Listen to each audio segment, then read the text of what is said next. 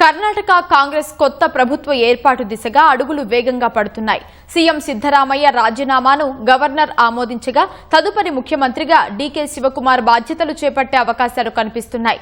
కొత్త కేబినెట్ కూర్పు, ఉప ముఖ్యమంత్రుల ఎంపికపై చర్చించేందుకు ఢిల్లీ వేదికగా ఏఐసీసీ అధిష్టానంతో సిద్దు, డీకే భేటీ అయ్యారు.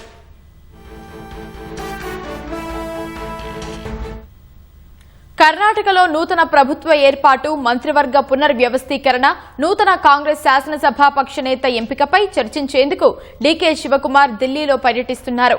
కాంగ్రెస్ అగ్రనేత రాహుల్ గాంధీతో డీకే సమావేశమయ్యారు. సిద్దరామయ్య కూడా అధిష్టానంతో భేటీలో పాల్గొన్నారు. కాంగ్రెస్ అగ్రనేత్రి సోనియా గాంధీ నివాసంలో జరిగిన ఈ భేటీలో తన మద్దతుదారులకు ప్రభుత్వంలో పదవుల గురించి సిద్దు చర్చించినట్లు సమాచారం.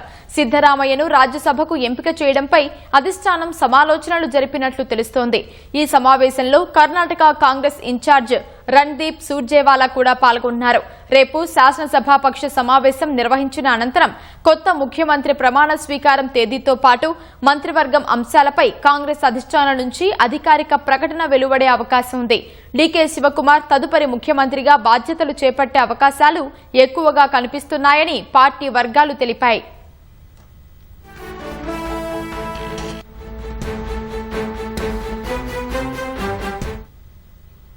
సిద్దరామయ్య మంత్రివర్గంలోని పలువురు మంత్రులకు డీకే శివకుమార్ నేతృత్వంలోని మంత్రివర్గంలో స్థానం దక్కే అవకాశం లేదని పార్టీ వర్గాలు చెబుతున్నాయి.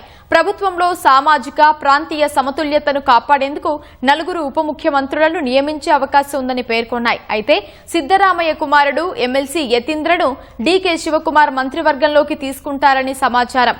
కేవలం లాంఛనప్రాయంగానే కనిపిస్తున్న కాంగ్రెస్ శాసనసభాపక్ష సమావేశం తేదీని ఈరోజు ఖరారు చేస్తారని, ఆ తర్వాత కర్ణాటక ముఖ్యమంత్రిగా డీకే శివకుమార్ ప్రమాణ స్వీకార కార్యక్రమాన్ని నిర్ణయిస్తారని ఆ పార్టీ వర్గాలు పేర్కొన్నాయి.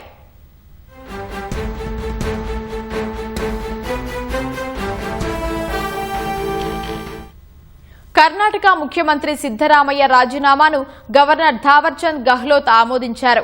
ముఖ్యమంత్రి పదవికి సిద్దరామయ్య నిన్ననే రాజీనామా చేసినప్పటికీ గవర్నర్ రాష్ట్రంలో లేకపోవడంతో ఆమోద ప్రక్రియ ఆలస్యమైంది.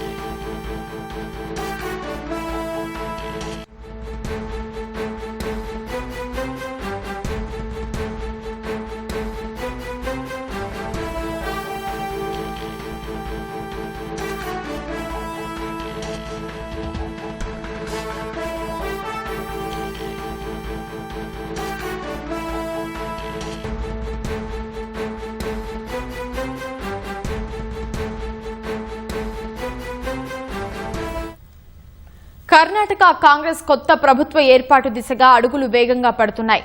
సీఎం సిద్దరామయ్య రాజీనామాను గవర్నర్ ఆమోదించగా తదుపరి ముఖ్యమంత్రిగా డీకే శివకుమార్ బాధ్యతలు చేపట్టే అవకాశాలు కనిపిస్తున్నాయి.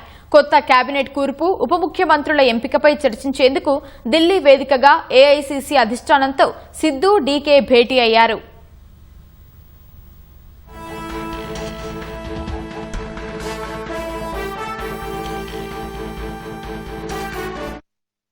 కర్ణాటకలో నూతన ప్రభుత్వ ఏర్పాటు, మంత్రివర్గ పునర్వ్యవస్థీకరణ, నూతన కాంగ్రెస్ శాసనసభాపక్ష నేత ఎంపికపై చర్చించేందుకు డీకే శివకుమార్ ఢిల్లీలో పర్యటిస్తున్నారు. కాంగ్రెస్ అగ్రనేత రాహుల్ గాంధీతో డీకే సమావేశమయ్యారు. సిద్దరామయ్య కూడా అధిష్టానంతో భేటీలో పాల్గొన్నారు.